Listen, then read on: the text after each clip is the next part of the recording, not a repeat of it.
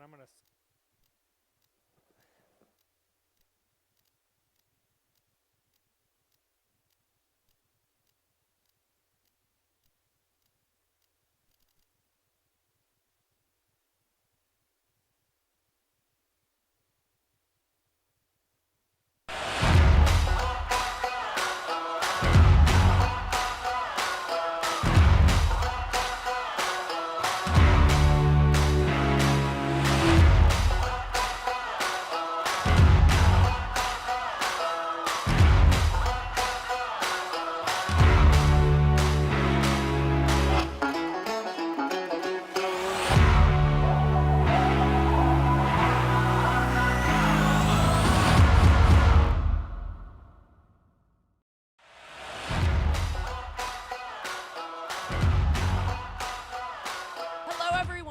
Welcome to the Car Wash Show. We are in Las Vegas, and it has been, 2.5 years since we've seen each other, and we're so excited to host you here in Las Vegas. We've got so many new things to share, over 80-some new exhibitors on the trade show floor, 375 total exhibitors on the trade show floor, tons of pitch sessions for you to learn all of the new innovations and everything they want to share with you. We've got all kinds of education programming to take place. And on top of that, it's just a great time to connect and reconnect with friends. So we're so excited to host you. We're so excited you're here. Come on, let's go take a look at the show floor a little bit.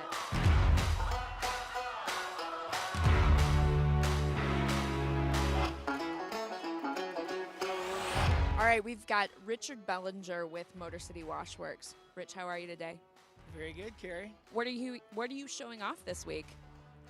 One of our new products behind us is our belt conveyor, and we're very excited. We have a partnership with a German company named Minda, and they've been around a long time in the car wash industry in Europe, and we're bringing that technology from Germany here to the States. So we're excited about that. And we're launching some new control systems. We call it cruise control. It comes with a lot of software and a lot of control and some remote connectivity, and it's very cool. We'll be able to collect a lot of data, and hopefully it'll take us all the way to the point where we can do predictive analysis of wear parts and some of those kind of things. So a lot of control for operators. Well, you have a beautiful booth, a beautiful setup. Everyone come see Motor City Washworks. They are almost done. We'll be show ready tomorrow at 10 a.m. Thanks. Thanks, Rich. Thank you.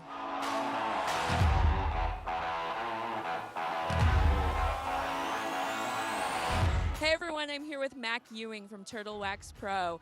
Mac, how are you today? Hey, I'm great. It's awesome to be back here in person. When's the last time you were in Las Vegas? Oh, it must have been for the last ICA show, so that would have been 2018.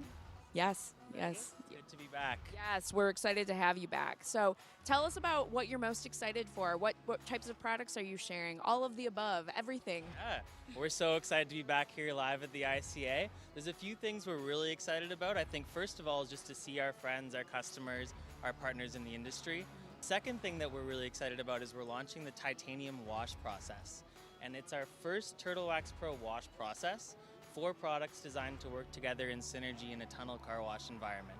And so we have right behind us here, off screen, our TX4 titanium arch. And that's something that certainly we're very excited to talk to our customers about, new friends in the industry about it. Thanks so much. Thanks so much, Mac.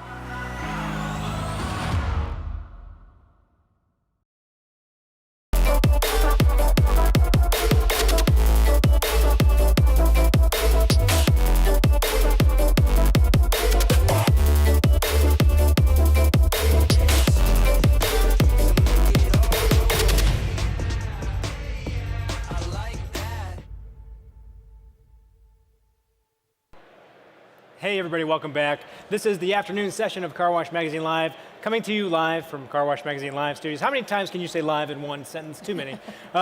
We are back. I'm Matt DeWolf, editor-in-chief of Car Wash Magazine. You on Facebook and YouTube, thanks for tuning in. If you have questions or concerns, ask those questions in the comments below. We may or may not have answers for you. Everybody in the audience, thanks for joining us. Joining me on the stage now is Andrea Vall. Andrea is a Facebook marketing expert and co-author, no, not co-author. Yeah, co-author.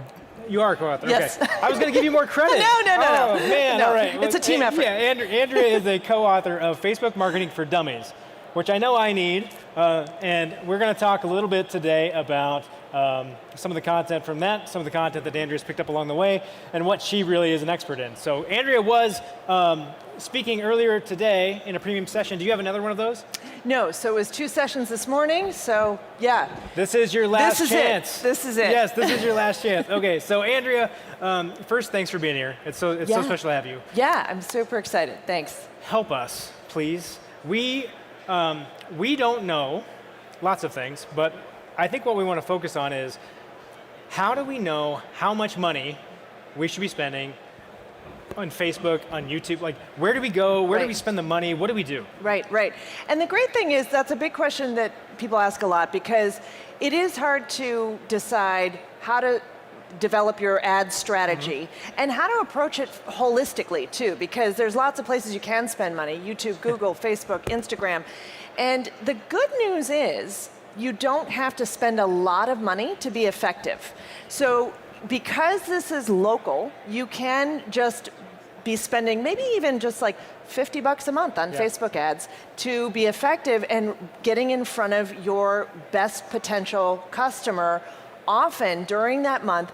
And then when you've got bigger promotions, maybe you're spending a couple $100s at that time to really promote that event, or that maybe it's a special push that you want to have towards your unlimited, unlimited car wash deals or things like that. Yeah, so super awesome. We don't have to spend that much money. We always like that, right? Tell us how to do more with less. But talk to me a little bit about, should I be boosting in Facebook? Should I be buying ads in Facebook? Like, where does Meta want its money?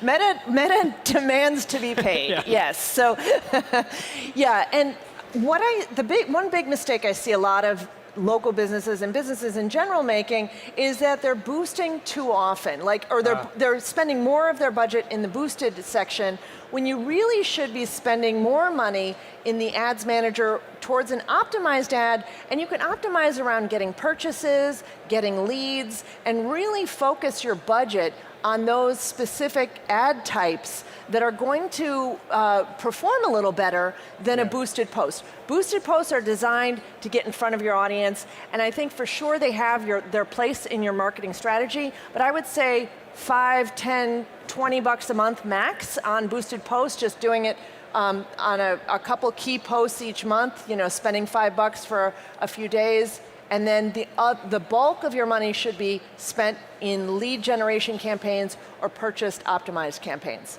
So I am as guilty as anyone of this, but I love to click that boost me button. It's easy. Like, it comes up, I'm like, easy button. Yeah, Easy. let's do it. We'll boost that post. Why not? I love though this concept of like, look, let's take a step back with what you're doing, and let's actually put this into a full-on plan.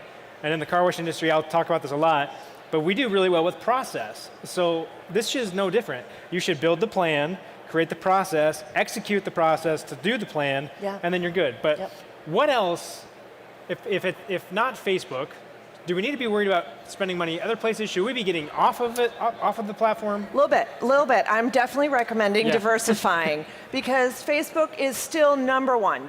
People say, should I get off now? I'm like, not now. But I think Facebook has, at least a few more years of life, but it's smart right now to diversify. I would say for sure YouTube, and YouTube can also help you. And of course, Google Ads in general are a great place to spend money. But also, think about Instagram. And I know Instagram's also Meta, but it's where people are migrating to. You want to be where the eyeballs are, and that is a growing place. And I know a lot of your car wash people are on Instagram already, but think about where you're spending your time and efforts to make sure that you're getting that bang for the buck. Well, and again, about what you want to do. Like, what are you trying to accomplish with that? And then what's the best platform to get you there? If you just want to show off cool experiences, Instagram's great for that. Yeah, right? it You is. can go there and show very visual, very beautiful shots. But if you are really trying to catch customers when they're ready to buy, Google My Business you need to be spending dollars there. Exactly, Yes. for sure. And for sure, Google is a key piece of your advertising strategy. I do think like Facebook and Instagram can be a great place to advertise as well, because you are, like I've often seen, especially in local businesses, we're getting cheaper leads in Facebook and Instagram than maybe Google. So think about lead generation ads, because those can help you get phone numbers and emails, connect to people, can be a great way to just run special offers and things like that.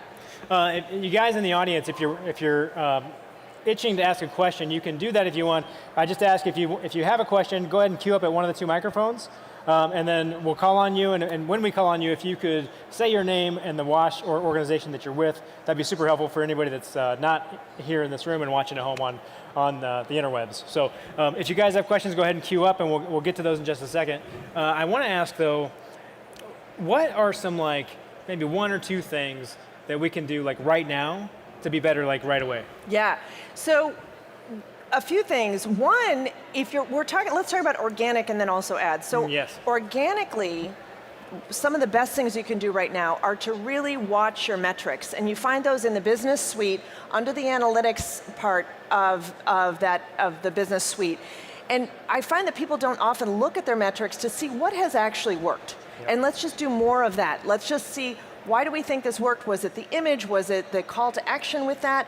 When are you seeing that spike in engagement? And how can you just save yourself some time by doing more of that type of activity? So that's a great organic tip. In the ad space, one of the things I see people not doing very often is testing multiple images. What I've done is I found that sometimes one image will convert at twice the rate of another image. You're cutting your ad cost in half by just testing a couple of things. Because sometimes people will say, I'll test one thing, and they're like, Facebook ads don't work. I knew it, you know. But what it is just testing the right thing. And if you keep all the text the same, just test a different image, maybe even a video. One of the things that is working really well right now are super casual videos, because they look native to the platform. So it doesn't have to be really well done. You don't have to go out and get some videographer, spend a bunch of money on a video. Just something super simple. I did something with a local carpet cleaner. It was just a carpet cleaner going back and forth across the rug, converted twice the number of leads as our professionally done things. Yeah, video is huge. And look, we could get into this in lots of ways, but we could talk about TikTok as a way to actually create content that you could then use. We'll get to that. That's later. Don't worry about that. We do have a question here at this microphone. Go ahead and give us your name and organization. Hi, I'm Julie Graff. I'm with DRB, and I was wondering, with iOS 14 and the privacy stuff, are there any techniques that you recommend to kind of help with that? Because we've definitely noticed loss in performance from that. Yeah, for sure. And I think there's a couple of things with iOS 14. And for people who aren't familiar with iOS 14, what's happening is people are opting out of tracking. And so that's going to affect your ad strategy if you're using the Facebook Pixel, for example, because we're not going to track those conversions, those leads as much. A lead generation ad can be a way to combat that, because lead generation ads happen all on Facebook. It's a pop-up form on Facebook. It all is tracked properly because it is all contained within Facebook. So iOS 14 doesn't affect that. Now, I've seen some really wild up and down performance this whole year, especially fourth quarter is always more expensive to advertise in. So sometimes it's really about just testing varying different things, trying different things, because when we test different strategies, then we find out what is working best. So it's tough. It's been tough, but I think that hopefully things will start to normalize a little bit in the beginning of the new year. Well, and I mean, Apple and what they're doing with the privacy thing, no matter what side of the fence you're on with it, it's going to be a big impact. Yes. And I mean, there's additional layers of that consequence where, the hide my email feature is a hard one, because even in these lead gen campaigns, you aren't going to get the real email. So you kind of got to trust what you're getting, and you're going to look at it. You're going to, from a data perspective, you're going to want to wipe that out. Right. Well, and the lead generation campaigns that are run on Facebook take the information from the person's From the individual profile. yeah, right. okay. So that's a good benefit too, is that you know you're getting a good email because it's their login email. Perfect. That is being auto-filled into that. Now they can change that. Right. So They we're won't. always Yeah, struggling. They won't. Yeah. We've got another question here. Yes. Amaturo Splash Express in Santa Rosa, California. What role do you see traditional media playing, and if so, which media, and how would you recommend using it? So you're talking traditional media like magazines, outlet, like Magazines, radio, television, radio, outdoor. television. Yeah, I mean that's a challenge. So I'm not as much of an expert in that field. I think that it really takes multiple touch points for you to communicate your brand message, for you to get in front of those customers. The thing that I am not in love with as much with traditional media is the lack of measurement in a lot of ways. Right. So that's why I really prefer Google Ads, YouTube, Facebook, all that, because we're just getting more data in order to make better decisions. You know, obviously with traditional media, I think anytime you can implement some sort of tracking code, so you know where they came from, that's helpful. And I think they still do have their place. I think it's all becoming more challenging, you know. So it's just where you see and your people coming from, and then just tracking and comparing against the other Great. platforms where you're spending money. Thanks very much. Yeah, I mean, it's definitely still going to play a role, right? I mean, Yeah, it is. You still have to be in all the places where your customers are, where your potential customers are, Yeah. or they're never going to recognize you. And as much as you might feel like, you know, maybe I don't need to do that TV ad. Yeah. Well, okay, maybe not. But maybe you should look at the Hulu ad platform. Or Yeah, maybe you right. should be, you know, there's lots of Yeah. other ways to tackle that. Yeah, there's a lot of smaller platforms that are going to be less expensive, so it can make sense to be there. Perfect, Yeah. perfect. We've got about a minute left. Any more questions from the crowd?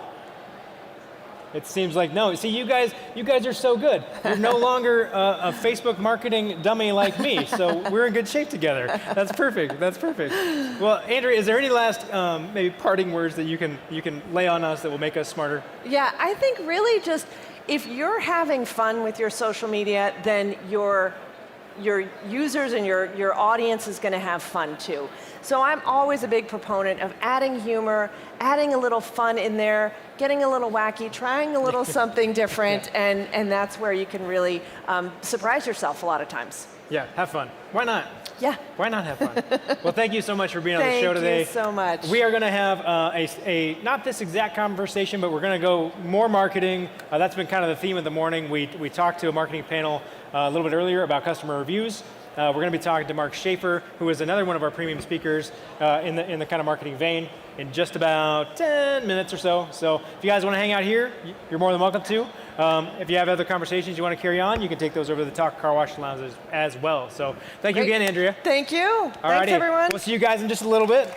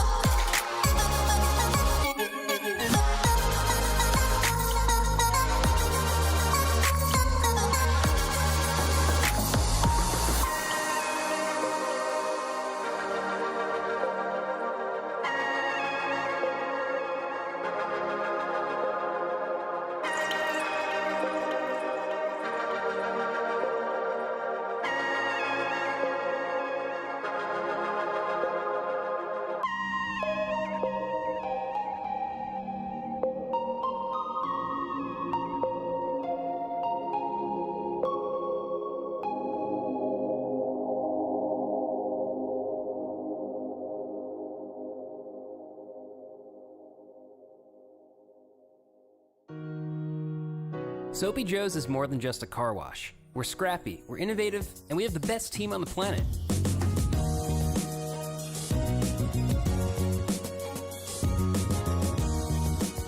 We set bold targets and push ourselves to hit them. We're not afraid to try new things, and we challenge ourselves to raise the bar in everything we do. We're growing like crazy. We're going from 12 to 20 Soapy Joe's operated locations by the end of 2020. Our vision is to have a Soapy Joe's air freshener in every windshield in San Diego, and that means we have to have the best possible talent leading our team. We spend a lot of time recruiting, especially our leadership team, and we've handpicked a group of people who role model our values, especially leading with heart. We know that top leaders need tough challenges, and every year we set new goals and build a sales forecast for hypergrowth. Last year, we set ourselves a goal. What we tried to do is we tried to take our site traffic and convert it so that 80% of it was membership driven. And we also wanted to make sure that our same site year-over-year membership growth and the revenue generated from that was in double digits. We achieved all three. Our strategy is focused on three things: loving our team and our members, growing the brand, and hugging the bottom line. Yep, we use the word love in our business. In fact, we love our members so much, we married them on Valentine's Day.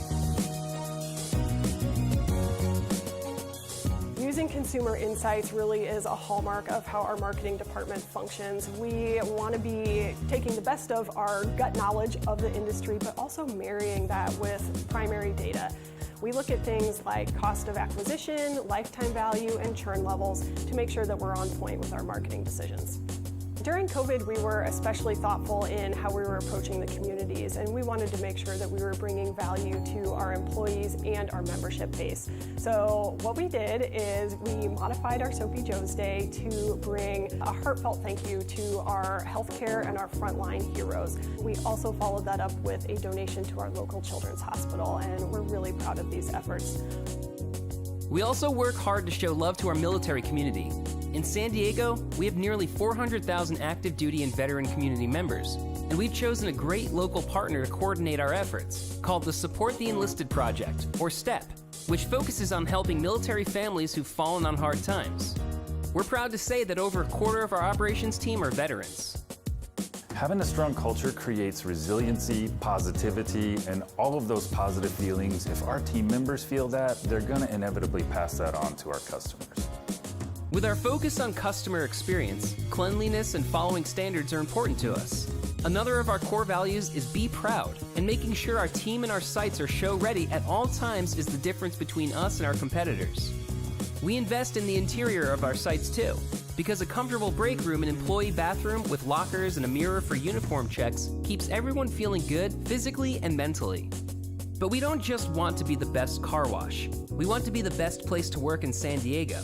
So being a best place to work to me means that you are a company that people want to work at, and you're really creating a positive environment for everyone to come to every day. And that's the reason why we have double-digit growth year after year, because we are constantly focused on our people. And we're hiring. Our sites are so busy, the only way we can stay on top of the volume without negatively impacting our customer experience is to keep building car washes. I've been here a little over 10 years, and we've managed to grow to a very good size right now. In addition to our car washes, we have gas, convenience stores, and fast lube services in several of our sites. And if we're able to build a model, it's as simple for them to do as any other franchise that there is out there. And that's what's going to take us from our goal to eventually being one of the 5 major brands that's across this nation. We've got new initiatives going in business intelligence, environmental and mechanical engineering, and call center technology. Soapy Joe's has gone through an amazing evolution. We started out as a car wash company, and then we evolved into a membership company, and now we're starting to make that evolution into a technology company. And you thought we were just a car wash. Soapy Joe's. Good, clean, fun.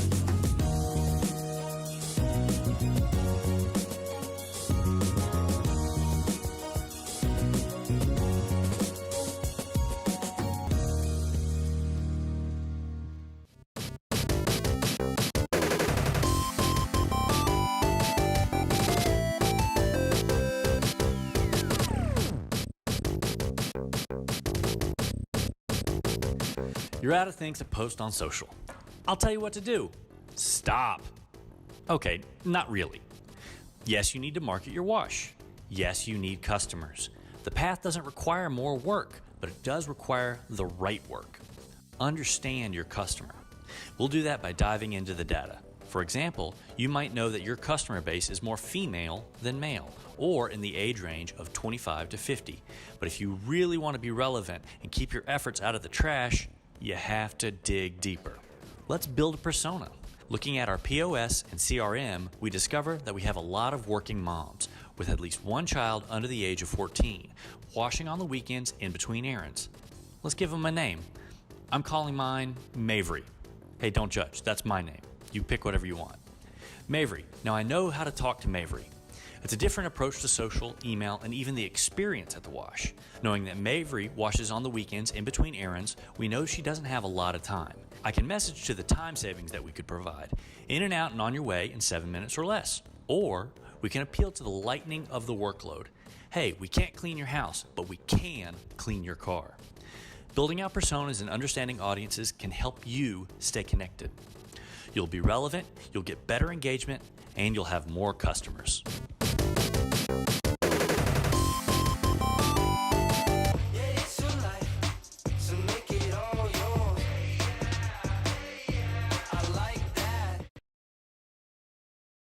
Hey everybody, welcome back. I am your host, Matt Wolf, Editor-in-Chief of Car Wash Magazine, and we are live from the Car Wash Show.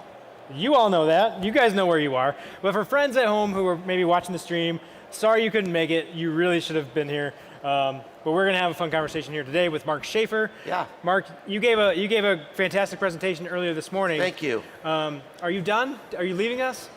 I am. But I got a chance to walk around the show, and it's actually absolutely amazing. It's like all these things, moving around. Like I would pay to enter some of these things. Yeah, just to feel, So let's come back to like what we're actually going to talk about, right? So we've kind of had a lot of marketing conversations this morning here on the show. We're going to talk a little bit about marketing, but we're going to talk about how you make it personal and bring back some of that humanity to it, right? Because we're all trying to figure out how do I work the algorithm? How do I get my stuff to show up in people's feeds? We're going to talk about humanity, friends. So lay the groundwork for us. What are we talking about when we talk about humanity and the marketing and the way that you approach it? Well, I think one of the things where a lot of businesses are lost, especially small businesses with limited resources, is we're sort of like each year we're doing a little bit better. We're doing a little bit better on our Facebook ads, a little bit better on our SEO. And meanwhile, our customers have moved over here. They've got the accumulated knowledge of the human race in the palm of their hands, and they expect something more from businesses and from marketing. And one of the things some people get confused about is personalization is different than personal. Here's the irony. Personalization for a lot of businesses means, I put your name on the top of an email. Right. When I see that, I automatically don't read it. So in many cases, personalization has become impersonal. And it's really about how do we connect in a more emotional way. Marketing has sort of been lost because there's been too much obsession on technology instead of the human connection. Well, and that's you're speaking my language, man. We're talking about story, guys. Yeah. Like you got to have a story to tell, and we all have one. Yeah. And it's all great. But I think, how can we get to there? Like, how do we avoid this challenge of like, I just got to get the post out. I just need more customers. Help me. How do we make it more human? How do we tell a better story? I think successful marketing today requires a new mindset, Matt, right? So 2/3 of our marketing is occurring without us. So, right? So it used to be about, here we are, we've got a coupon and something special for you. But today, 2/3 of our marketing is coming from our customers. The customer is the marketer today. And we have to think about, how do we enter that 2/3? How do we create something so interesting, so relevant, so unmissable, so cool that people will want to talk about us? About 10% of the population across any society are super sharers. Okay. If they find something cool and neat, they can't wait to tell all their friends. My wife is like that. If you're standing in line at the grocery store with her, she's going to tell you, I found this new product and I found this new thing and I saw this new movie, right? So if you're doing something cool, those people will find you and they'll share the story. The idea is concentrating on how do we transmit our cool stories in a way that they can share them. Yeah, that's the special sauce, right? Because little thing, like, so in the car wash community, it's like, well, we do a great fundraiser. We give a lot of money to the local whatever, insert your club here.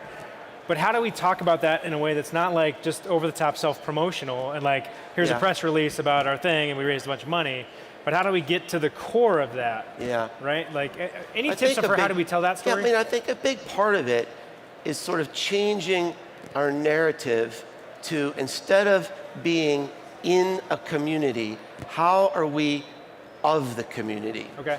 In the community is giving a donation. Yes. Of the community is rolling up your sleeves and doing something, okay? And there's so much need and so much suffering still now in our communities that this is a time, what's great marketing is about creating an emotional connection between what we do and our customers. Yep. And there's so much need in our communities right now. This is an opportunity to not just create an emotional connection, but to become legendary. Yeah. A story I told in my talk today, you know, we had that big ice storm in Texas. Right? My brother lived in Houston. Lost power, lost heat, lost water for 4 days. People were freezing. There was a big furniture store down there that said, if you're cold, come to our store, we have heat. Yeah. Hundreds of people came to the store. He had 500 people a night sleeping in the store. Now you think, what does it have to do with marketing? Marketing is creating an emotional connection between what you do and your community, right? Yeah. I guarantee you, no one in the city of Houston will buy furniture from any store again other than that store. Yeah. Because he's become legendary. He's of the community, not just in the community. That's an important reminder for all of us that words matter, and and which one you choose to help tell your story really does make a difference in how that's perceived by the folks who are consuming that content. If you guys, we've got a good time here left, so if anybody here in the studio audience has a question, you can queue up at one of the microphones here in the aisles, and we'll get to that for you. I just asked that if you come to the microphone with your question, introduce yourself before you ask the question, so the folks at home know who you are. So if you have a question, go ahead and queue up. Mark, I want to talk a little bit more about maybe like 2 or 3 things we can do right now that can kind of help us in this kind of holistic human marketing approach. Yeah, so a couple quick things. Number one, look at the marketing you're doing today, and if you're doing things that customers hate, stop it. Because it's not going to work in the long term. Yeah. You know, the power is with the customers today and the stories that they tell. So if we're spamming people or sending them a lot of things that they don't need, we need to stop that. Then we need to say, all right, what do our customers love? And double down on that. The subtitle of my book, Marketing Rebellion, is The Most Human Company Wins. I think also the most human car wash wins, right? So think about every way we interact with our customers and think about how can we add our face, a smile, our passion, our heart, our caring. People really don't see ads as much as they used to, but they see our employees. How can we use our employees to launch this friendliness?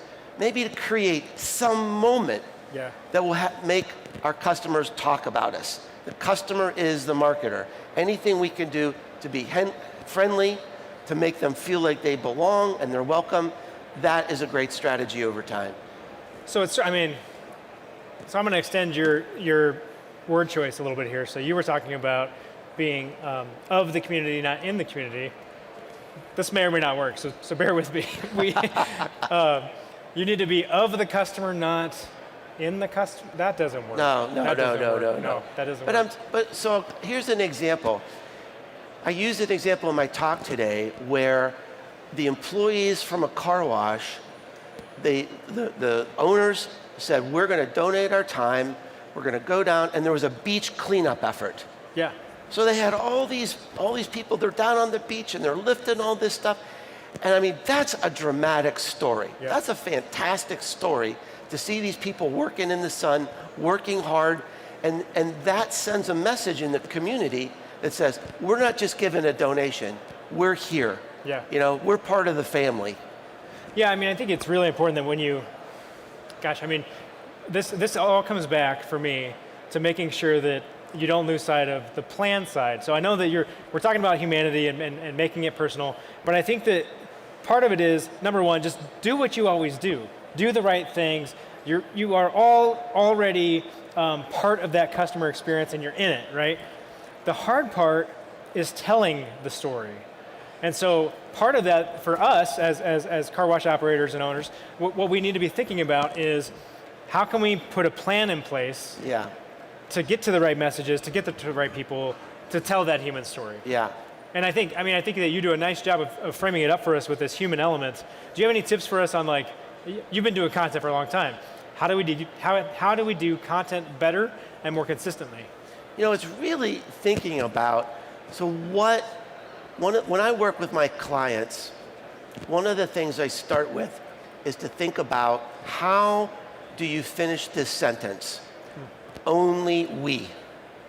All right? Now, it can't be only we can clean your car. That's not an only we. Everybody can say that, right? Yeah. But what is it that's distinctive about you?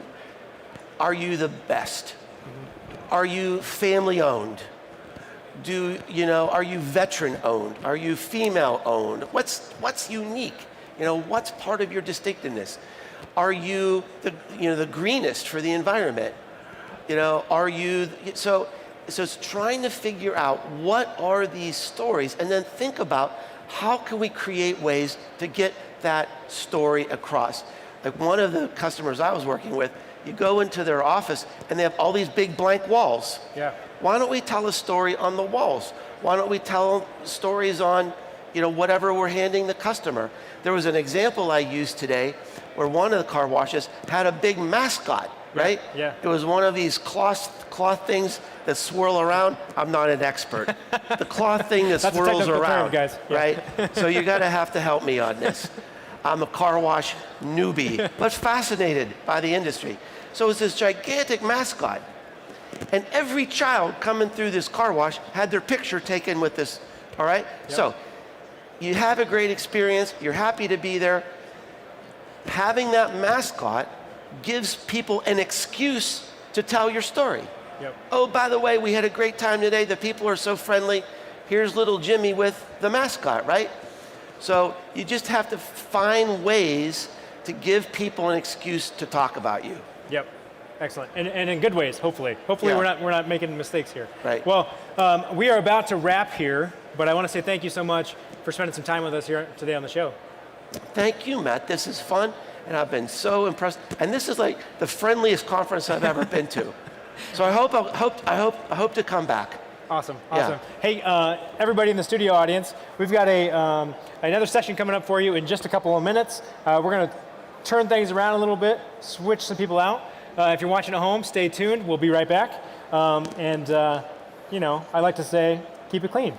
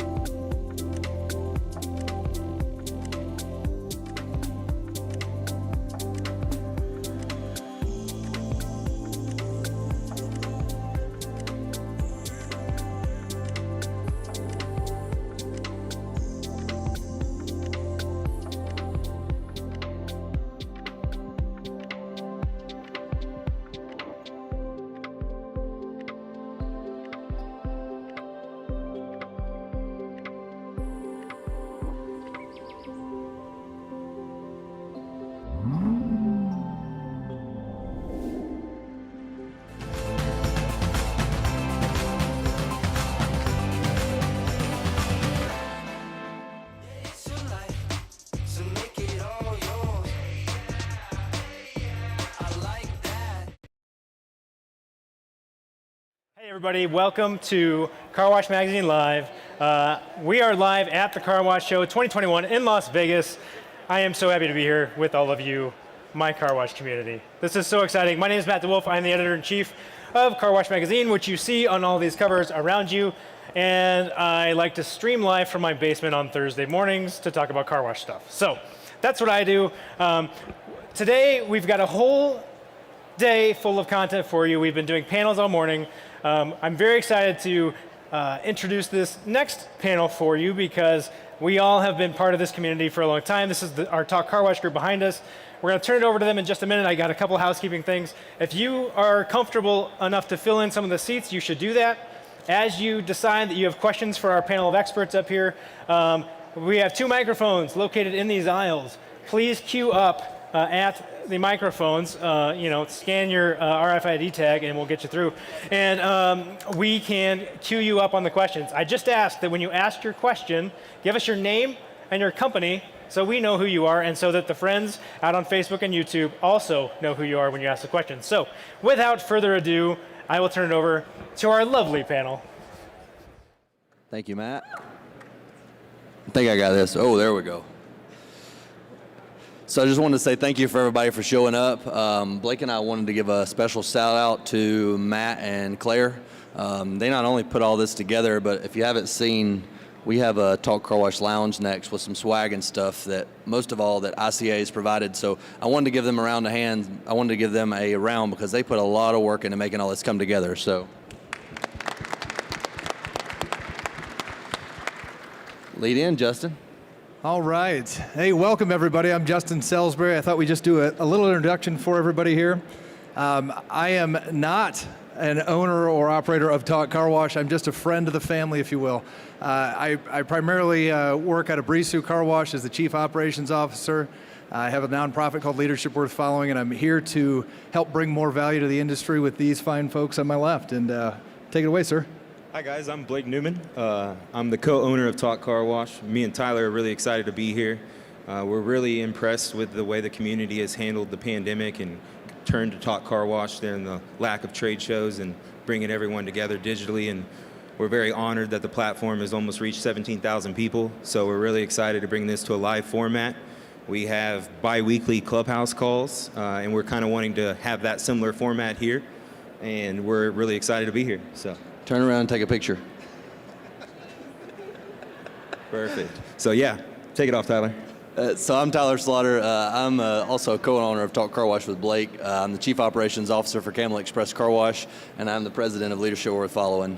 I told Blake when we were talking about kind of what Talk Car Wash has done, especially during the pandemic, it brought a lot of us closer than ever, and we were contactless because we could all connect with each other through Talk Car Wash, and there was a lot of great advice, ideas, just general camaraderie that we love to see. So thank you for that. Hi everyone, I'm Tara from Rainforest Car Wash. I am the operations manager for them. I've been with them for about 3 years now. I think this is great. I'm really happy to be here, to be a part of this. Those that know me love that I love to talk, so I always got something to say. And I kind of tricked Tara. I told her we were going to have a small group of people that we were talking to at the Talk Car Wash Lounge, so she just walked into this. So it's lovely to meet all of you. Thank you very much. A little bit of a feeler here. So does anybody have any familiarity with the app, phone app that is, Clubhouse? Raise your hand if you're familiar with Clubhouse. Just trying to get a reference here so we know how to manage this. Okay, so a smaller portion. So it's an application that basically opens the doors to communication that Talk Car Wash uses every other week, Monday evenings. You can talk to these guys later about that. But one of the visions that Tyler and Blake had was we want to replicate in live form Clubhouse. And I said, what do you think that would look like? So for example, today, the topic may be on the value of unlimited wash clubs, but this is going to go all kinds of places, and we need your involvement. So whether there be a question or a challenge or just a statement, just jump up to the mic. We don't intend to set aside 10 minutes at the end. We want your active engagement. And part of the message that we send through Leadership Worth Following is get uncomfortable. We all find growth when we get uncomfortable, and that takes a little bit of courage, but we want to see that happen today. So just walk up to the mic. If you're up there, we'll lead in with your question, statement, etc. Where do you want to take this thing to begin with? So I think we might as well start with the uncomfortable part. Take it away. So if there's anybody in the room, raise your hand if you're having hiring or staffing issues right now. Anybody? If you got your hand down. Tyler, I see some hands down. If you got your hand down right now, come join us on stage. We need the secret. More often than not, we see people that are talking about the revenue side of unlimited wash clubs.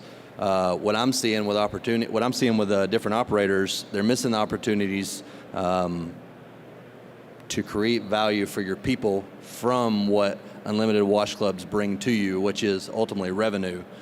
Some of the things we've seen, of course, by growing our unlimited wash clubs to where they're at, but we see a lot of value when we get the revenue of putting that back into our people and our communities, whether that be increased wages, employee benefits, employee training, and then employee satisfaction. And this is something we discuss a lot because you're not chasing your tail anymore to try to collect the money. Once you get your unlimited revenue to a certain point, you know it's there, so we get to spend more shoulder time with our people. Yeah, I want to echo that. I have seen who is not selling wash passes, wash clubs. Raise your hand if you're not. Just curious. And I'm sure you all have your unique reasons why. Tyler spoke to it of what I would say 5 years ago was a sticking point, and that is everybody that I ran into didn't understand the value of this at a monetary level. It absolutely helps to stabilize your income and bringing in recurring revenue, but then there's this fascinating other tier that happens where now that you got somewhere comfortable in terms of financial stability, you still have other business problems. We saw a lot of hands go up in terms of hiring challenges, retention challenges. I know a lot of you are operating on lean staffs. So something to be thinking about is what are you doing with this increased revenue to support your team to create a synergy to the next level? There's a lot of interesting data and formulas that you can look at and how to build wherever you're at to another tier still. And I think one of the things that we've seen and talked about is we don't see enough of people putting those dollars back into their teams, and that's kind of why they still have some of the business problems we're referring to. So do you guys have any examples of things you've done that as you've gotten an electrifying wash club base set up where you've said, well, hey, now that we're making this much, X top line revenue, we put it back into people? Yeah, absolutely. So, I mean, it really forms the backbone of the business. So as you raise your membership up, I mean, it's allocating more revenue. And if you push that back towards your people and your staffing, you can create a better experience with allocating that back towards your people. What would you say the number one challenge is when we talk about putting it back into the people? Where do you not see it the most? Clarify that a little bit. Well, I think I'm just going to, maybe I'll lead you in a little more. I think one of the things I personally see is once they have a team put together, an operator has a team put together, and they're building their wash club membership base, they forget to look at the economic livelihood of their individual team members, and do they have a sustainable wage? Not what the federal government tells you what a living wage is. Don't pay attention to that. What does your local economy tell you that person needs to survive, and are you supporting that with this increase in revenue through increased wages, creative bonus structures, things that are helpful for people to be more successful by? That's something that stands out to me. Tara? Yeah, that's something that we actually just implemented is we just reorganized, right? And that because of Unlimited, we were able to do that, right? We increased our member count across board at all of our locations, and then we took a step back and we said, well, we need to do something for our people. We need to be more competitive. We need to be giving these people a living wage. So that's something that we recently went through, and we kind of spread it out that way, because to your point, there is so much more value to Unlimited than just a revenue. Right? How do you put that back into your company, and how do you kind of spread that out through its a benefit for everybody? What are you guys doing at Rainforest to identify what a living wage looks like? How do you get there with that math? I mean, how do you understand what the employee really needs? Right, so what we did is we did a lot of internal market research for our specific area and our demographic. And what we did is we analyzed what our competitors are paying, and we really kind of took a look back and took a snapshot of our internal demographic for employees and kind of what their needs are. So we increased the bottom line of every single employee, actually, from wash attendant to manager. Everybody got a raise across the board. Yeah, I was going to say one more thing for us. So when we were going back to the drawing board, reevaluating minimum wage, in Nashville, Tennessee, it's $7.25, and I see a lot of people looking at me like, that's crazy. I agree, but it's what it is. I can't control it. So we've always tried to stay $3 above minimum wage, and we were looking at kind of where our member counts were. We set some goals, and when we could get to the we could get the sites to a certain goal. We raised our minimum wage to 14 to start. Well, then your first 90 days, it'll basically get you to 16 if you follow the rules, go through the training programs, cross your T's, dot your I's. And that's been really good for the competition in our market to drive more people to us. But for the employee, it's a lot more value for them. They see they can come to work and actually make a living wage. They're not coming to work and working for $7.25 an hour, not able to make ends meet. And of course, that come from unlimited wash club revenue because we weren't able to do that without the money coming in. I think, sorry, Justin. Take it. Oh, jump in. I think that's a great point. I think that a lot of us talk about grand ideas, giving everybody wages or giving everybody wage increases and things like that, but nobody really talks about how. How do you do that? Right? How do you get there? And by looking at your member count and saying, if we get to this point, then we can start looking at increasing everybody's wage. We need to get to this area and really taking a look at your numbers and getting objectifiable and measurable goals where you can actually reach them. Yeah, and I think too, we were sitting in, Paul Fazio did a thing earlier about the future of the industry, or no, it wasn't the future of the industry. I forget what it was now, but he was talking about with the express market that everybody's into it because of low labor at 10%. And to me, that's a crazy number because we traditionally are 18 to 20% even at an express, and that's just a lot of the wages that we put back into our people. You know, I was going to say wages seems to be the big sticking point. I think of that still like the bait on a fishing hook, right? You might get the fish in the line, but what happens after that? There's a lot that goes into that. So where else do you invest in the employees? How do they feel when they're at work? And some of that is through the training and development of your organization. Do you put the dollars into how to retain these people so that they're enjoying and competent in their job? There's a lot of things that I say would be overlooked once you get past this point that are equally critical and cost dollars. So I've thought about this. I was talking to Tyler earlier. What might be an argument from you guys to say, well, if I increased my top line, even bottom line revenue, and I have to go spend X number of dollars on this for enhancing the retention, the hiring, the attractiveness of my business, isn't it just a push? Well, in some ways, maybe I guess you could look at it that way, but if you don't adapt with what's going on out there, what's your other option? You die. I was going to say too, there's something that a lot of people aren't measuring, but it's retention of the employee. It's generally 2.5 times the cost of the employee when you got to replace them. So if you can retain those employees for us, which is 14 to 16 months, the money that you are spending on that, the money that you're spending on that employee, although it may be $14, $16, $18 an hour, you're actually making more of that money back when you retain them for longer. Well, and not only when you begin to retain these employees longer and you put the dollars behind the training and development programs that help them be more qualified at running the wash without your involvement, you now have a more skilled person to be at the pay stations or sales position to convert a single purchase customer into a wash pass customer. That's something you need to think about. So there's like this another tier of synergy that exists when you invest in those people that got you to where you are to get them to the next tier, if you will. There's a lot of interesting growth that can happen at locations that maybe once did 100,000 cars can now do 350,000 cars. And there's volume, and it's supported by financial through the P&Ls. I mean, you see it there if you're continually in line with all these things that help people enjoy why they are where they are. It looks like we have a question, challenge, comment, concern. Mr. Sean, bring it in, sir. Hi, I'm Sean from iCarWash in Houston, and you guys were kind of alluding to this earlier, but we'll never be able to compete, I feel like, with Amazon or FedEx, where you're paying $20, $22 an hour. Not never, but at this point, for me, that's a challenge.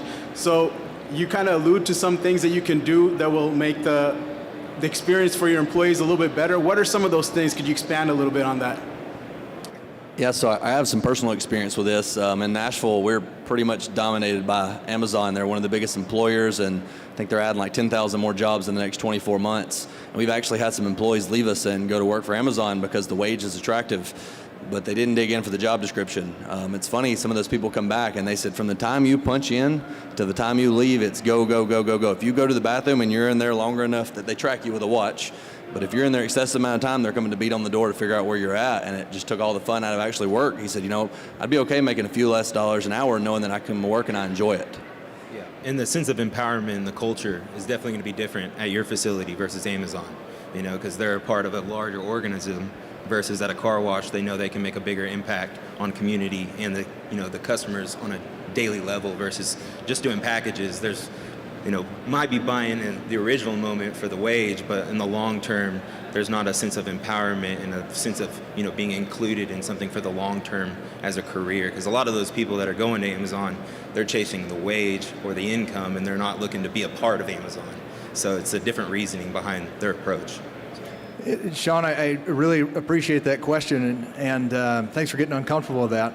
So 2 examples that come to mind, beyond wages, health, dental, vision, all the insurances, all kinds of stuff, 401k, beyond that, we do a lot to commit to being involved in our communities with fundraisers and going to events and showing up in our Breeze Through gear. And we deliberately bring the people at the site level to those events. In fact, I don't know if Wade's still in here, but he's our brand manager. There he is. Wade, raise your hand again. So that's Wade. If you want to talk to him about this later, he's great at this. We're conscious about showing them how their effort to enhance our Wash Pass program leads back to them contributing to the community. It's supported through the business, but there's some ownership at that level, right? So that's an investment, that's a cost. We let them spend freely almost at these events to feel like they can donate themselves, because where would we be if they hadn't earned that to begin with? Another program that costs time and money and resources for us to manage is an internal foundation fund, where we call it the Breeze Through Foundation Fund, and the purpose is to invest in the betterment of employees' lives.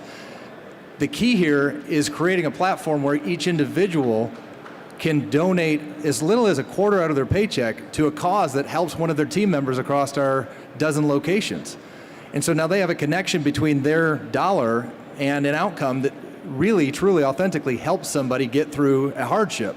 And so programs like that, where you're conscious of how to make somebody not just be empowered, but feel empowered, where they have a decision and a choice to change an outcome, those have been very beneficial. There's a lot of engagement, a lot more excitement over it. In fact, I often think of ways we can pick up the pace with some of it.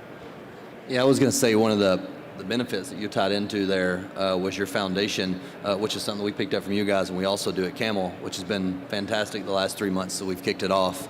But in our area, generally where our washes are, they're in a poor demographic, usually not the greatest neck of the woods, depending on where we build them, just honest.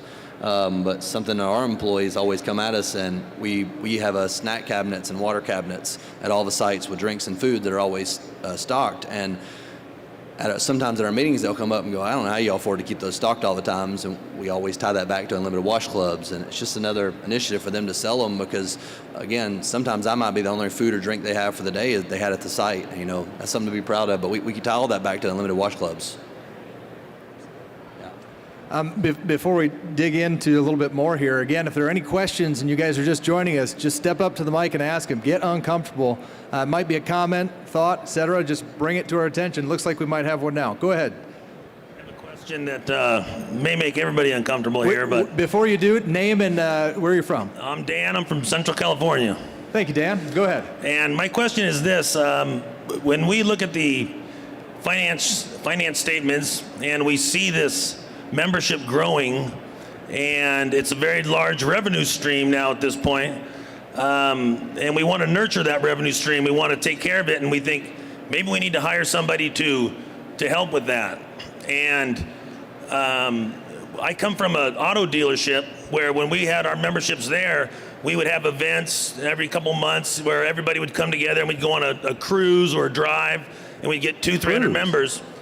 And with the car wash, when I look at the visits per month of all the customers, and I see so many who are visiting once or twice a month, and their average pay per wash is more than if they just came in and paid cash.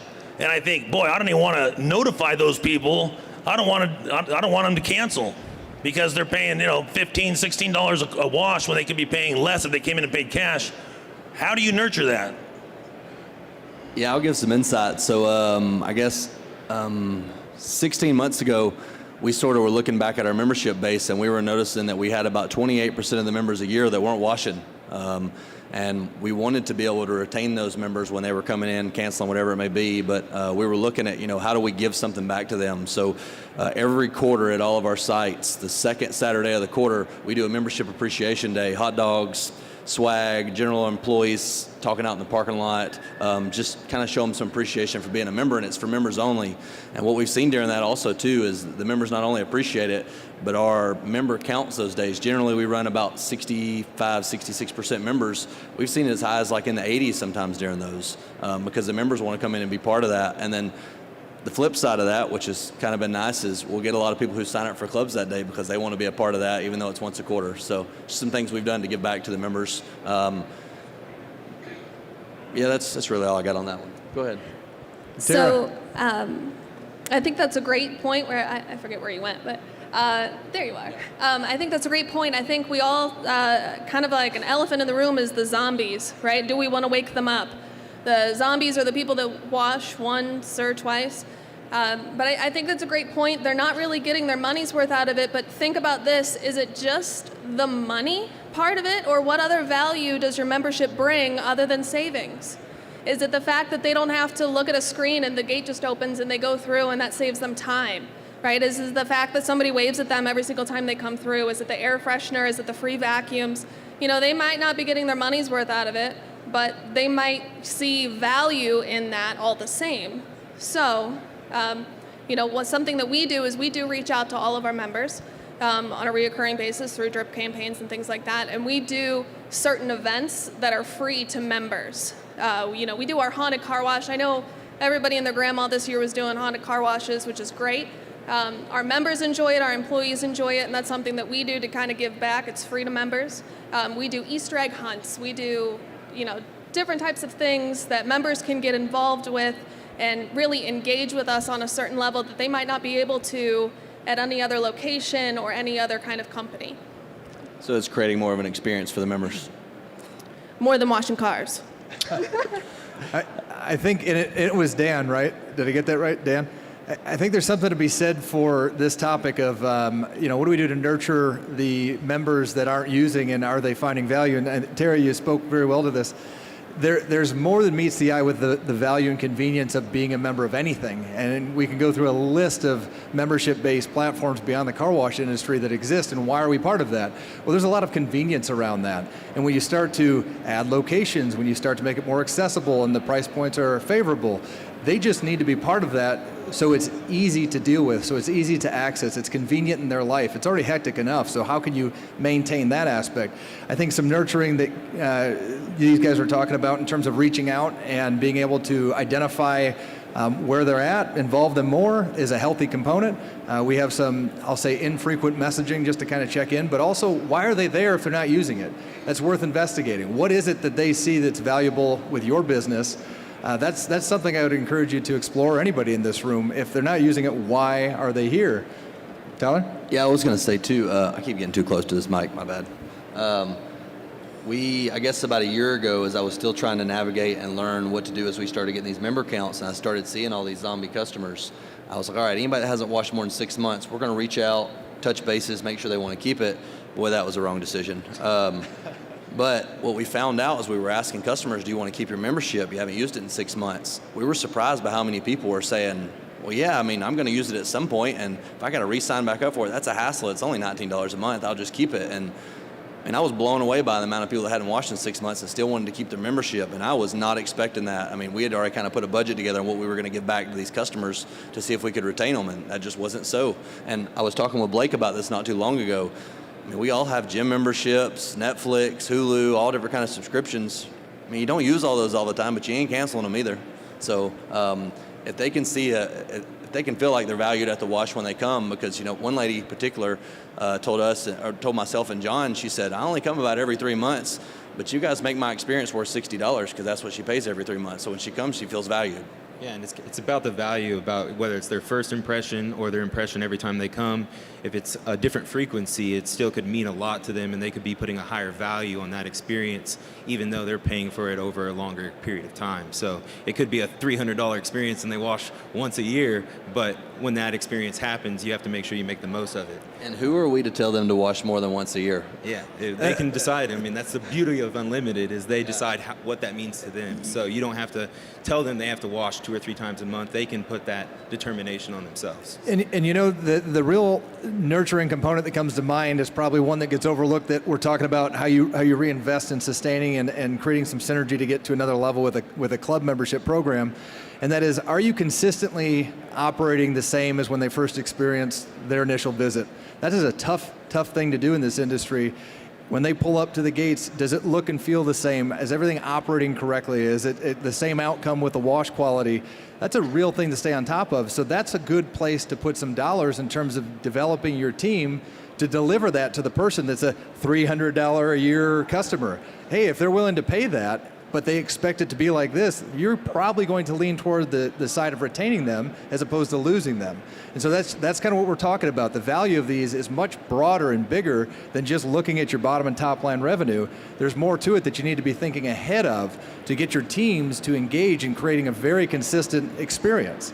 I see that as the number one challenge, even for our own sites. It's very tough. Yeah, I agree. Yeah. Is there anybody else in the crowd that want to come up and throw you want to step up to the mic where we can hear you? Yeah, come on up. If you'd be so kind to give us your name and where you're from. We have 2, actually. Oh, we have 2. Who's first?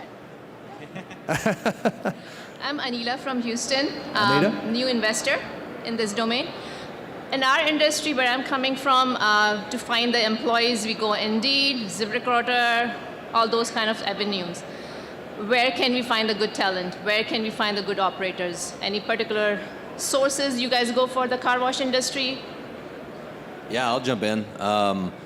We knew this was going to go this way, by the way. That's why we said let it be open. So we kind of measure it against Indeed, Glassdoor, ZipRecruiter, hiring events. We've kind of done it all. About 25% from our employees come from Indeed, but the other 75% are made up. Most of you have seen our signs. We do very big signs out in front of our wash when we're in need of employees that say, start and pay $14 an hour with benefits, now hiring. She said operator level. Oh, operator level. So you're talking about managers and up? Anita, if you stand up and look around, if you're looking for operator level. This woman is hiring. Yeah, I would. For us, it's connections. Just recently, I was at a Zaxby's down the road from one of our washes, and I got really great service from a manager that I had issues with. And I'm not saying I'm trying to steal people's help, but also too, I thought he was a great guy, so I passed him my card. We interviewed him. He ended up not being the right fit, but if I'm out and I get great service from somebody, I'm passing on my hiring card. But for the employee level, it comes 75% of what we get. We do walk-in Wednesdays. So every Wednesday from 10 to 2 at any of our sites, you can walk in and do an on-site interview with a manager. That's where about 75% of our teams come from. And a lot of the people you'll kind of find are either retail managers or customer service, and then you adapt them to our skill sets. But when looking for an operator, it's really about how you package the opportunity, because if they just see a car wash, they might not see it as a career or as an operations opportunity. They might, I'll go make $12 an hour to be a car wash manager. Well, there might actually be more to it, but if you don't present it properly and let the community, especially the drive-by traffic, like what Tyler has seen, know about how you are different than just another car wash or just another business, you can really set yourself up for success by packaging it properly on that operator level. So. Yeah, and Justin and I often talk about enhancing the value of the car wash industry. And Mr. Guys, close your ears. We were recently talking with a guy that come in, and he said, man, I'm kind of interested in the car wash industry. I just seen this big company that went public. There's got to be something to this. I was like, come on in here. Let's chat with you. And when we talk about it and enhancing the value of the car wash industry, they're doing it for all of us. So, generally people say that it's bad. There's a lot of eyes on this. I think it's great. It's bringing a lot of people who didn't think this was something that they could sustain as a career, and they're seeing that there's a career here for them. So I think it's great. I was going to say, I have seen, Anita, I have seen more people in the last 20 months show interest in this industry, and it was really 2 things. One, the industry's kind of been doing this in terms of, just getting footprints out there in communities, but then COVID helped, right? It shook things up, so people said, well, what's this over here? Is this worth looking at? My job, I'm over. I officially don't like this anymore. I'm committed to something else. So I think this has been the most opportune time to consider how to find that operator. Where do you find them? I think you need to get really aggressive with getting out into communities and trying to figure out what type of person do you need and where might they exist. Indeed's a great platform, and it's very helpful for us. However, there's still this stigma over the industry, which is what we're constantly trying to overcome with all of you out here. How do we enhance the value of this industry? So I'm just going to be straight with you. It's a long, hard road, and good luck. So I just wanted to add, consider your messaging. Consider what you're actually putting out there. To Justin's point about COVID, there are so many higher level managers that are now on the market because COVID shook everything up and changed their whole landscape. So many people are out there right now looking for a career change, right? So perhaps lead with that. It is certainly not easy to find solid management, but a lot of it does, for us, indeed, works really well, but we offer a lot of things to people. I go through and I look at applications and I reach out to people proactively.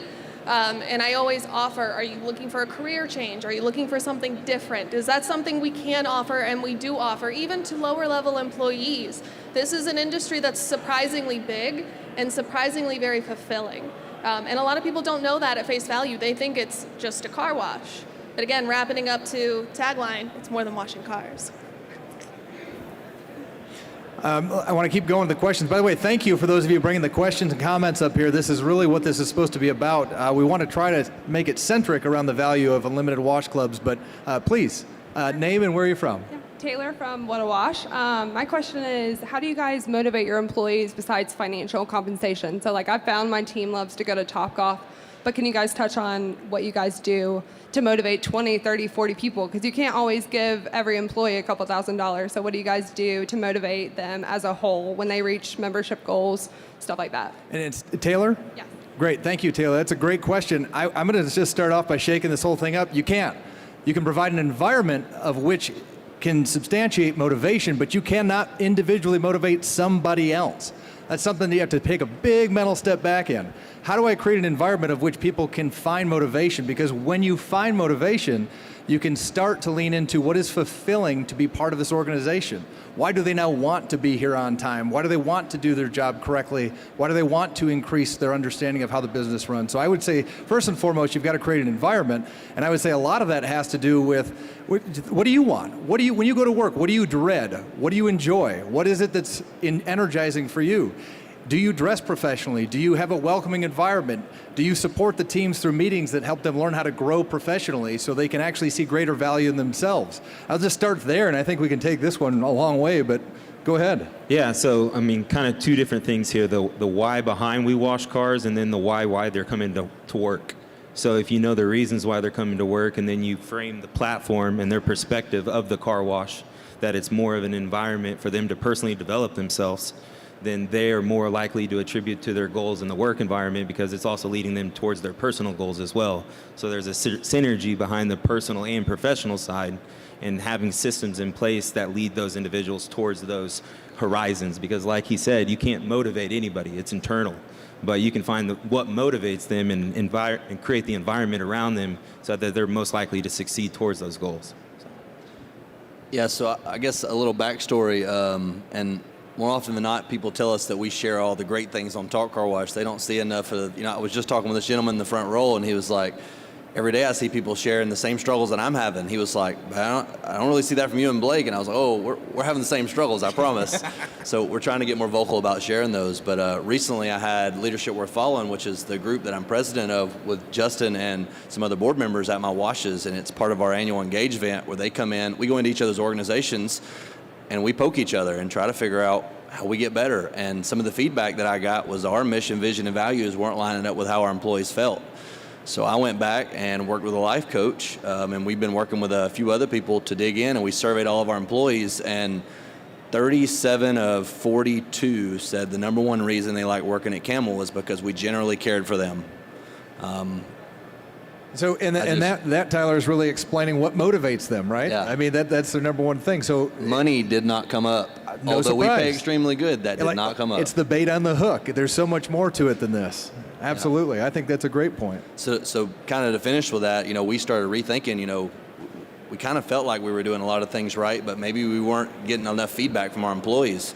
So monthly we send out employee surveys that have 5 questions on them, kind of about their job, their personal life. And when those come back, we individually respond to all those. And through most of those, you can figure out what motivates employees by themselves. And a lot of that's just shoulder time. And like I went back to earlier with the Unlimited Wash Club volume and the revenue taking care of the bills, we could spend more shoulder time with our regional managers, district managers, just managers, period, spending more shoulder time with employees, learning out what makes them tick. A lot of people just want to be cared for generally. Do you have anything to add, Tara? Tyler said it all. That's great.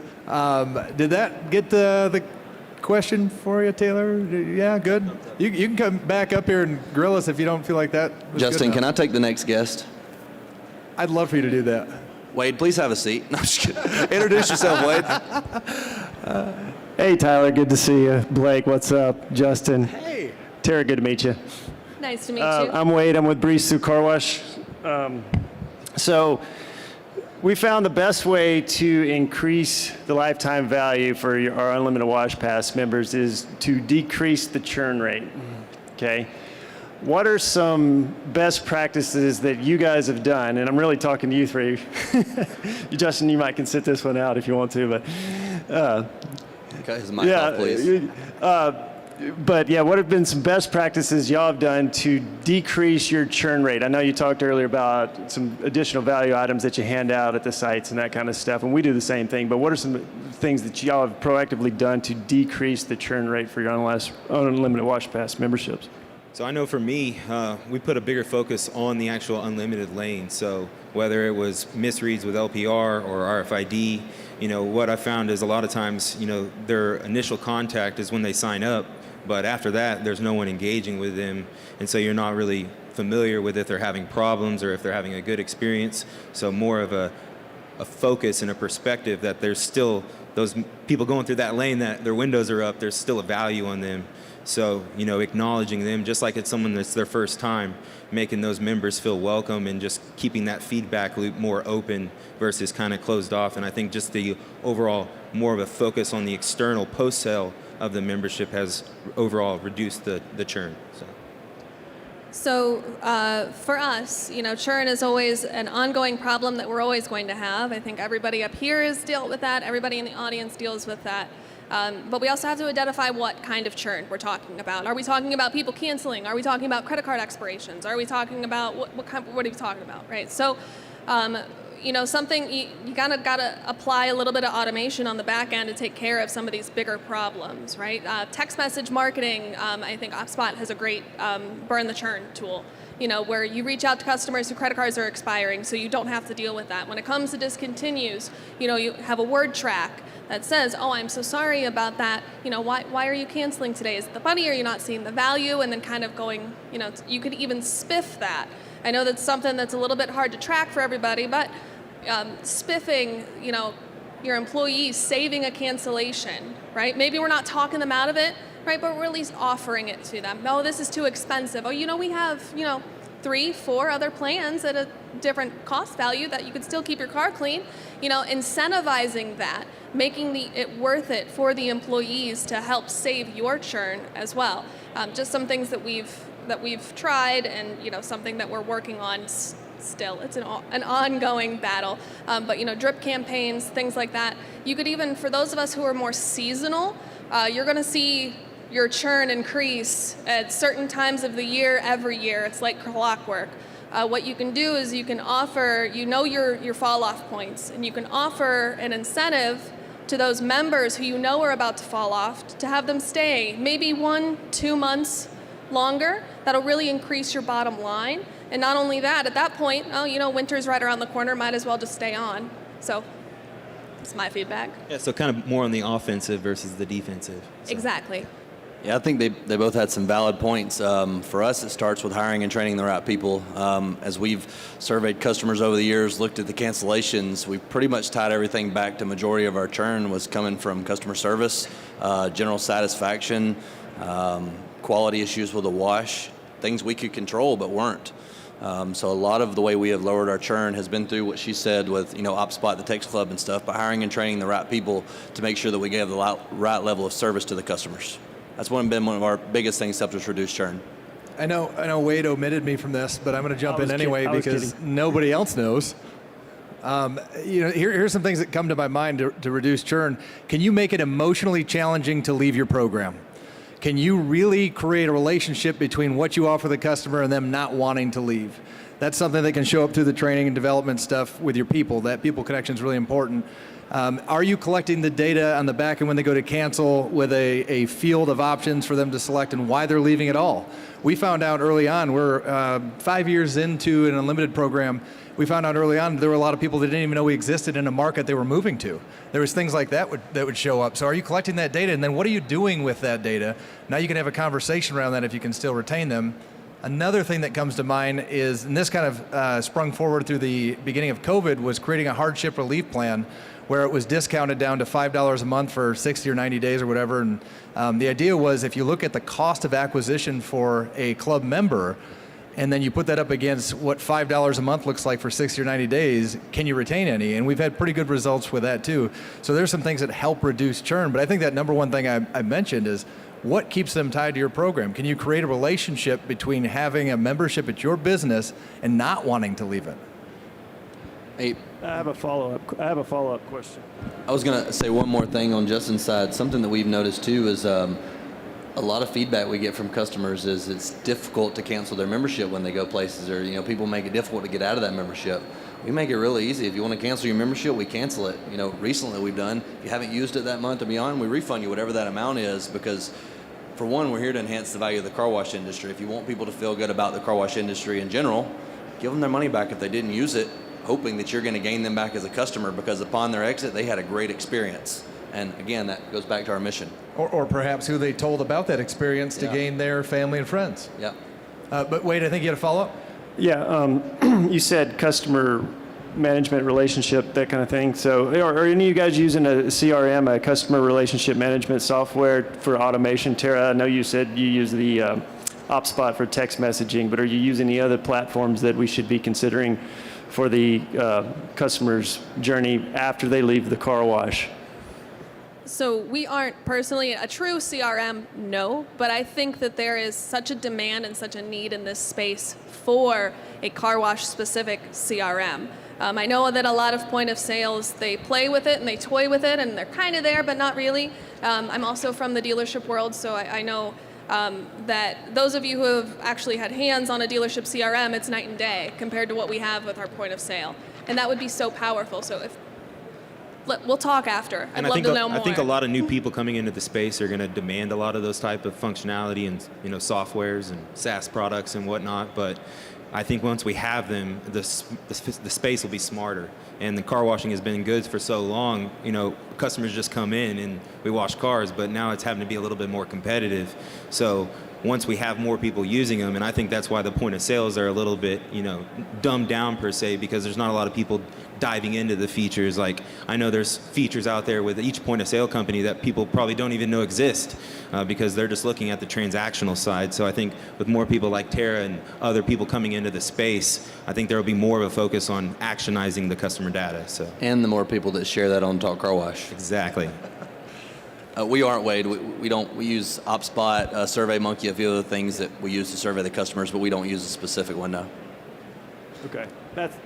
Did you have a follow-up to your follow-up? I got one more, sorry. I can ask questions for days. Is that all right, sir? Because I know you've been waiting. Yeah. All right, you're great. So Tyler, you mentioned, if people aren't using the pass, to refund them. Sometimes we go back and forth in our department trying to figure out, hey, this person hadn't used it for this long. I mean, is there a cutoff time where you don't refund somebody past a certain amount, or what is the best practice? I mean, especially if somebody doesn't use it for so long, they don't cancel. I don't get my gym membership back. If I don't use it, I don't get my Netflix back if I don't watch Netflix. What's the best practice there? So there's a very deep story to this, but it all revolves around chargebacks. So I'm not going to go down that lane too far. But yeah, so up to 3 months, we'll refund you if you haven't used it.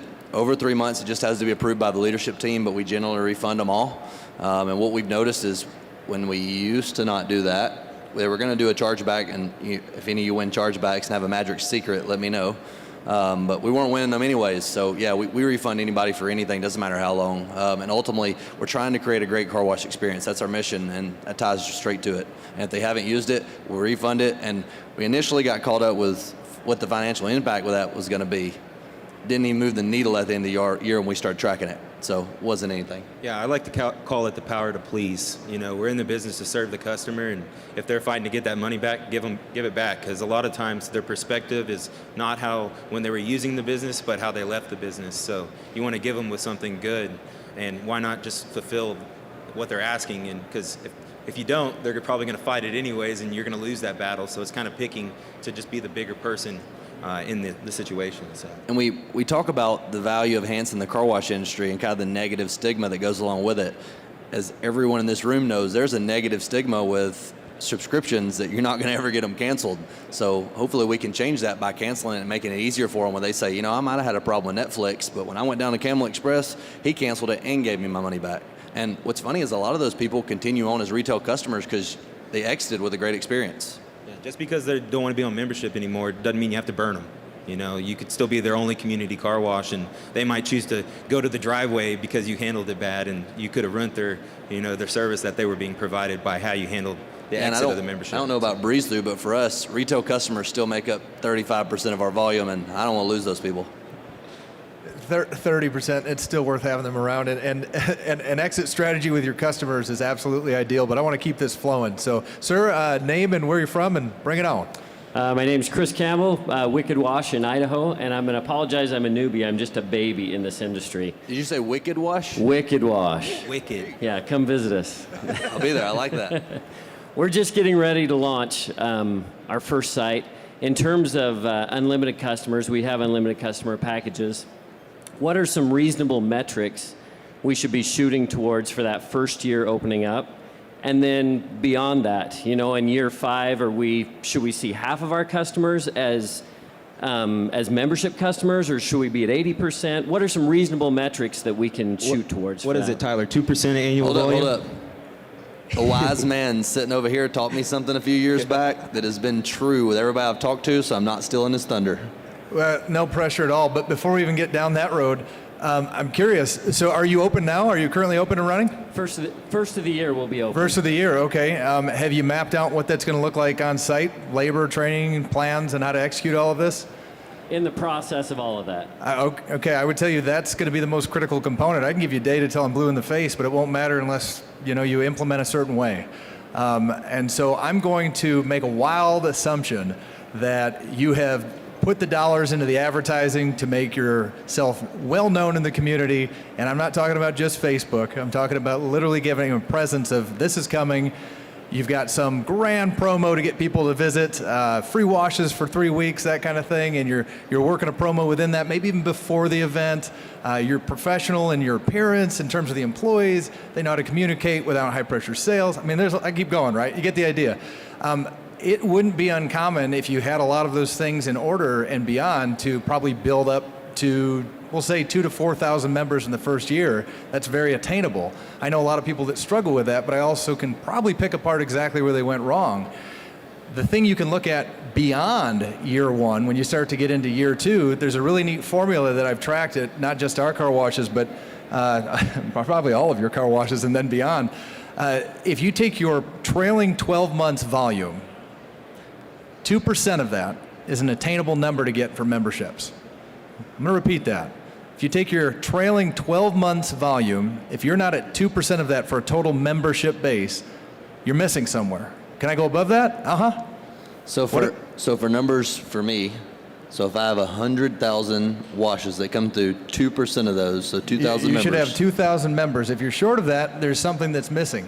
And I was just getting to the point, can I go beyond that? Absolutely. I'm just saying one of the things I've noticed that most organizations don't realize is that's a way to pay attention to where am I at, right? Because that's a question kind of like you're bringing up.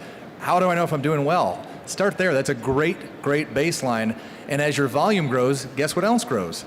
That number of members, but the percentage stays the same. How do I get it up above 2%? Well, there's a lot of creative ways to get there. Then it's back to something that Wade brought up. How do I reduce churn to keep the time that the member's with us, and so on and so forth.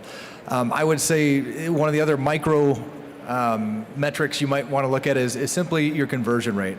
Of all of the opportunities we have, the single wash pass customers, single wash purchase customers, how many are we converting? And that can vary quite a bit, but I would say if you're like in the 5 to 10% range, somewhere in there, especially out of the gate, you're tracking well. You can maintain that, but it's a little more challenging after you begin to get to that 2% of volume.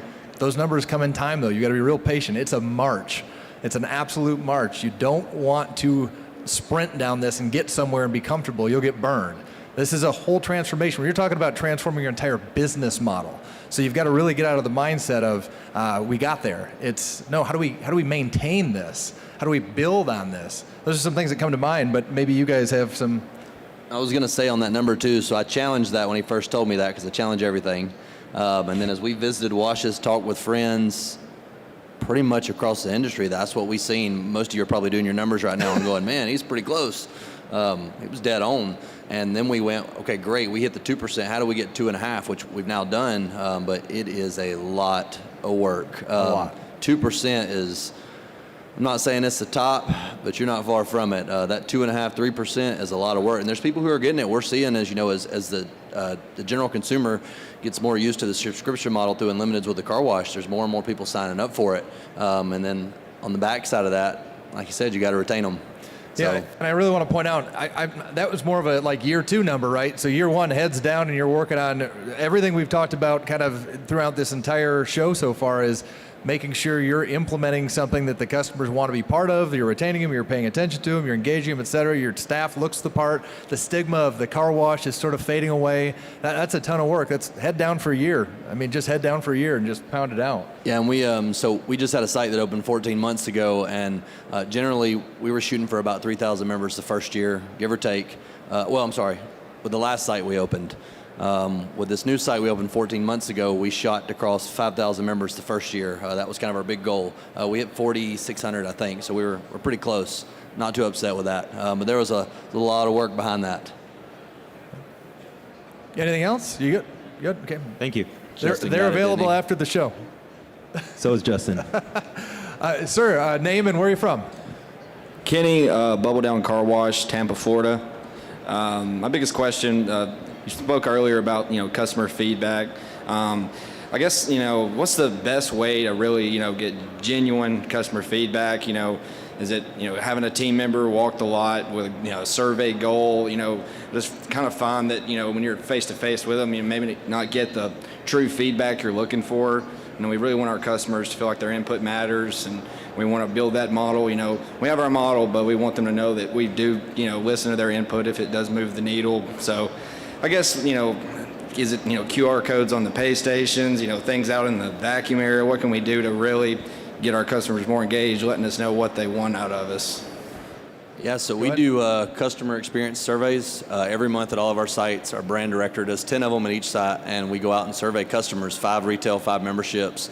The retail customers that we do survey, we give free car washes for taking the time to do it. But the 3 questions, we make them really short because people don't have the time, like it or not.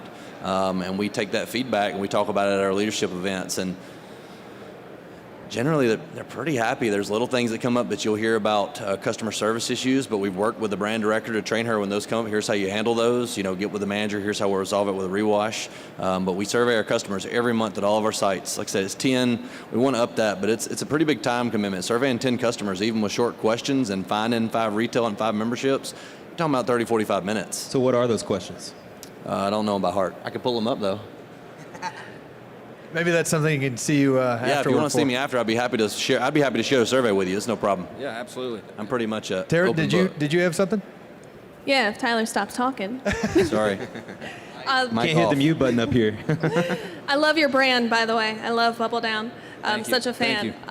So I think something that not everybody has the time or the infrastructure to send out 20 surveys every month, but what you can do is don't underestimate the power of walking your vacs, walking your lot, actually talking to people. I know that they may not be honest with you face to face, but that's still a very powerful thing. I constantly have my site managers coming to me saying, we want towels, they want, this, that, and the other. Customers are saying this, and they give me that feedback, and that's very valuable.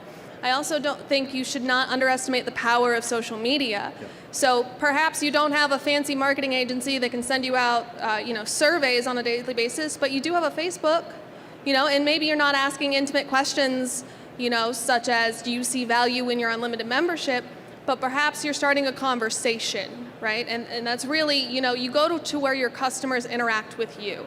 So think about that. Think about where your customers are going to contact you. Are they going on your website? Are they going on your social media? Where do you get that engagement at and kind of leverage that for what you got to work with now? It's kind of like casting a net. All those things you mentioned are all great. You try all different areas, and it might work differently for you than it does for someone else, and then you double down on that area. So, and then just leading with feedback, having your people knowing, your community, knowing that you're open and receiving their feedback, and then when they give you feedback, seeing that you made the change to implement it. I think that's really, helpful.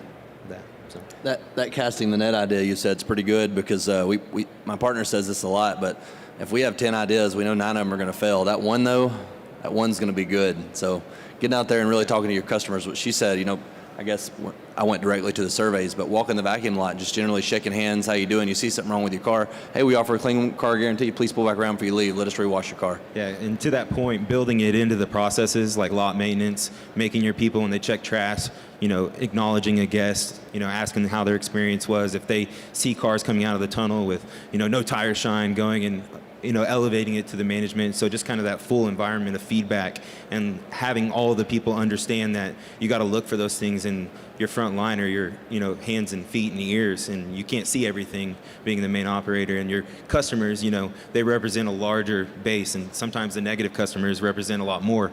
And so if you hear it, then you really got to dig into it, because there's more people that are having that same experience. I would say one of the things that comes to mind is how do you get that information is a great question. And I often see this overthought.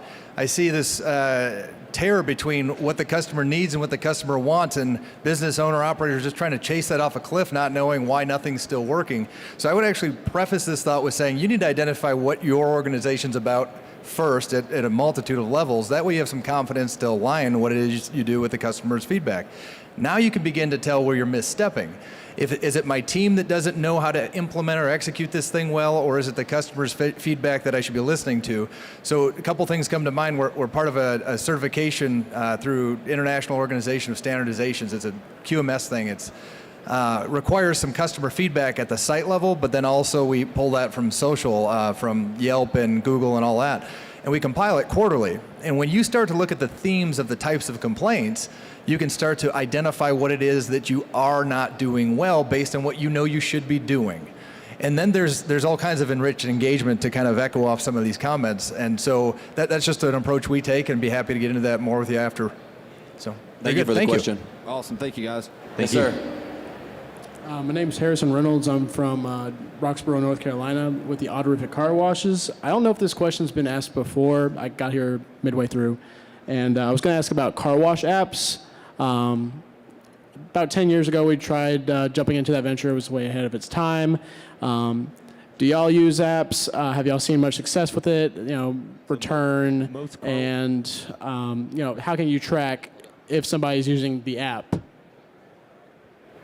Yeah, so most car washers I know have like 10 to 15 apps they use on a daily basis. So it's pretty crazy. I know we're all using apps, and I know there's a couple parties out there that are working on making them all in one outlet, but that's definitely something that the industry is needing. So Blake and I were talking a few weeks ago about some of the apps and stuff that are in the space. You may have different opinions, but there's no great app in this space yet that's all inclusive, all in one. We're missing it. But something that's great about this big money and these companies that are coming in is they're bringing a lot of the technology that can make that happen. Because if you can give me a Camel Express app that operates like my Chick-fil-A app, I'll buy it all day long. But it's not there yet, in my opinion. Thank you. Hey, I just wanted to, I don't see anybody standing at the mic, so I wanted to say something that relates back to the value of these memberships. So these memberships inherently drive activity.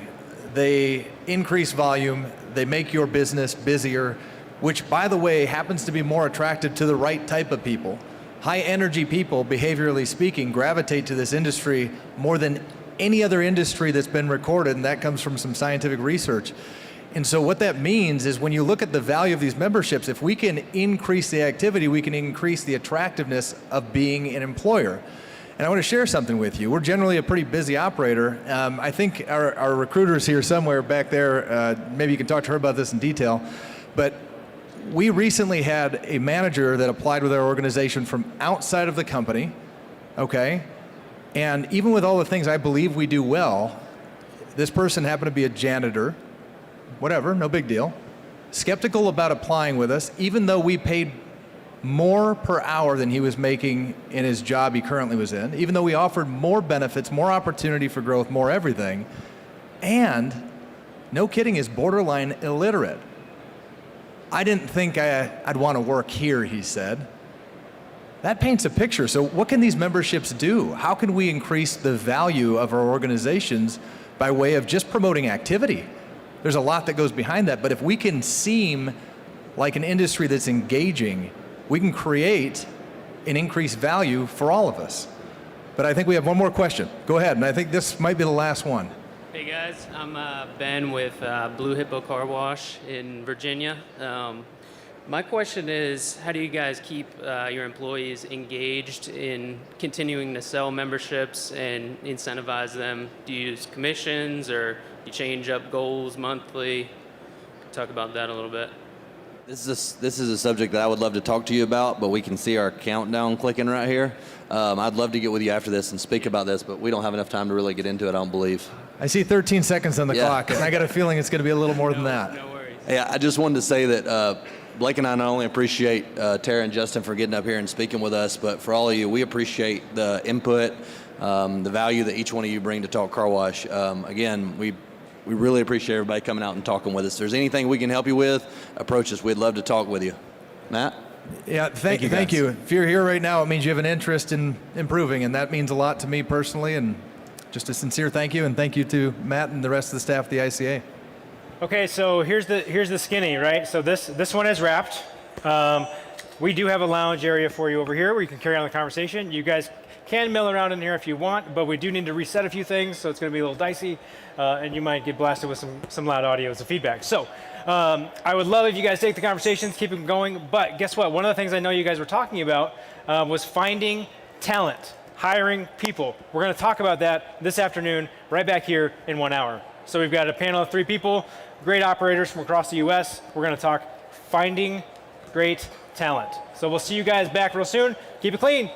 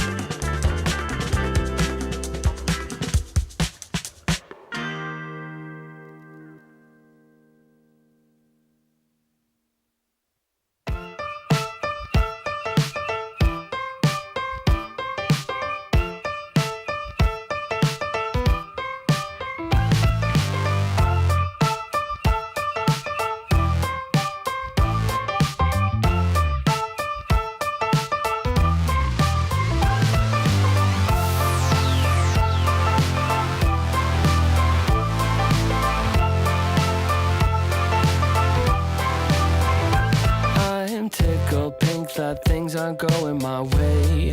Cause that would be boring. Spend my last cent on cheese and champagne. What a wonderful morning. Never mind, she declined to the first date. It was only on my birthday. Never mind all the lines on the highway.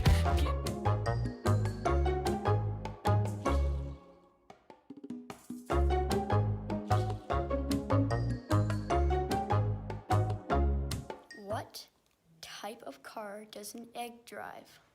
I don't know, Charlie. What type of car does A an egg- Volkswagen. A Volkswagen.